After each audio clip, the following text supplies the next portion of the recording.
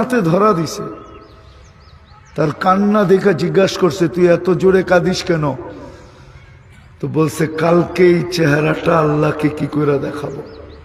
আমি তো বাজারি না, এটা আমার পেশা না। তো বলছে, তোকে এখন পর্যন্ত ছুইলামই না, আঙ্গুল দিয়ে ছুইলাম না, তাই তোর এই অবস্থা। তাইলে আমি কালকে এই চেহারাটা আল্লাহকে কি করে দেখাবো?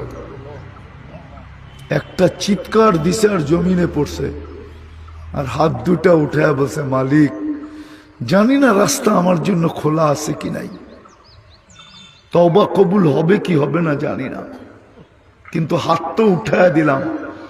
আর ওই মেয়েকে বলছে, টাকা তোকে দিয়া দিব, তোর গায়ে আঙ্গুলও ছোঁয়াবো না, তুই চোখের পানি দিয়ে আল্লাহকে একটু বলা দে যেন আমার তওবাটা কবুল করে।